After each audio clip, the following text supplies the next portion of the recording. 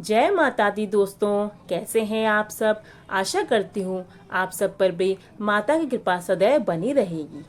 जैसा कि हम जानते हैं इस समय शारदीय नवरात्रे चल रहे हैं। 4 अक्टूबर को नवरात्रि का दूसरा दिन है। नवरात्रि के दूसरे दिन माँ के द्वितीय स्वरूप माँ ब्रह्मचारिणी की पूजा अर्चना की जाती है। माँ ब्रह्मचारिणी ने भगवान शिव को पति रूप में पाने के लिए कठोर तप किया। इस कारण माँ को ब्रह्मचारिणी एवं तपश्चारिणी भी कहा गया है। आइए जानते हैं माँ ब्रह्मचारिणी की कथा और माँ के प्रिय भोग क्या है। माँ ब्रह्मचारिणी को गुड़हल और कमल का फूल बेहद पसंद है, इसलिए इनकी पूजा के दौरान इन्हीं फूलों को देवी माँ के चरणों में अर्पित करें। क्योंकि माँ को चीनी और मिश्री काफ़ी पसंद है, इसलिए माँ को भोग में चीनी, मिश्री और पंचामृत का भी भोग लगाएं। माँ ब्रह्मचारिणी को दूध और दूध से बने व्यंजन अति प्रिय होते हैं, इसलिए आप उन्हें दूध से बने व्यंजनों का भी भोग लगा सकते हैं। इस भोग से देवी माँ प्रसन्न हो जाएंगी। इन्हीं चीज़ों का दान करने से भी लंबी आयु का सौभाग्य भी पाया जा सकता है। माँ दुर्गा की नवशक्ति का दूसरा स्वरूप ब्रह्मचारिणी का है। यहाँ ब्रह्म का अर्थ तपस्या से है। माँ दुर्गा का यह स्वरूप भक्तों और सिद्धों को अनंत फल देने वाला है। इनकी उपासना से तप, त्याग, वैराग्य, सदाचार और संयम की वृद्धि होती है। ब्रह्मचारिणी का अर्थ तप की चारणी यानी तप का आचरण करने वाली है। देवी का यह रूप पूर्ण ज्योतिर्मय और अत्यंत भव्य है। इस देवी के दाएं हाथ में जप की माला है और बाएं हाथ में कमंडल धारण किए हुए हैं। तो आइए जानते हैं माँ ब्रह्मचारिणी की कथा क्या है। कथा के अनुसार पूर्व जन्म में इस देवी ने हिमालय के घर पुत्री रूप में जन्म लिया था और नारद जी के उपदेश से भगवान शंकर को पति रूप में प्राप्त करने के लिए घोर तपस्या भी की थी।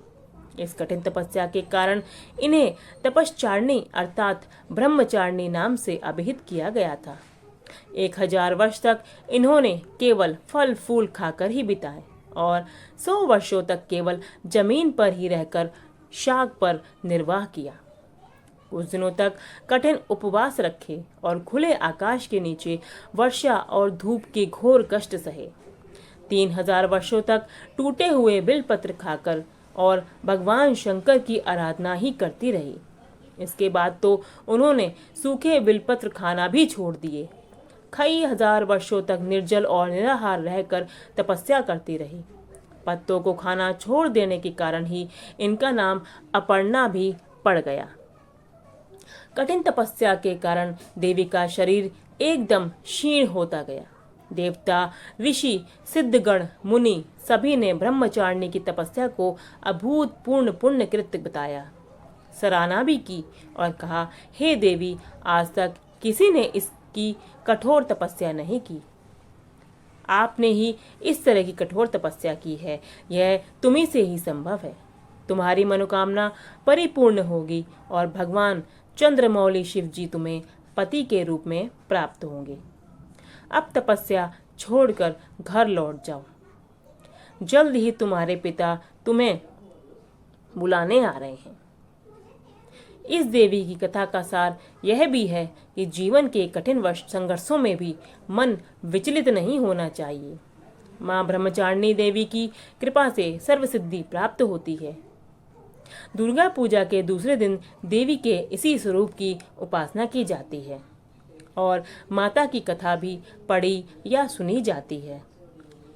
माता की कथा पढ़ने या सुनने मात्र से आपके सभी मनोरथ सिद्ध हो जाते हैं। जय माता दी। इसी तरह माँ की कथा समाप्त हुई। आप पर और आपके परिवार पर माँ की कृपा सदैव बनी रहे। शुभ नवरात्रि। जय माता दी। जय दुर्गे माँ। अगर आपको हमारा ये वीडियो पसंद आया तो प्लीज़ हमारे चैनल को सब्सक्राइब करें और नवरात्र की और भी अगर अधिक जानकारी आप चाहते हैं तो हमारे चैनल पर जाकर देख सकते हैं और हमारे चैनल को सब्सक्राइब कर सकते हैं। जय माता दी दोस्तों। हर हर महादेव।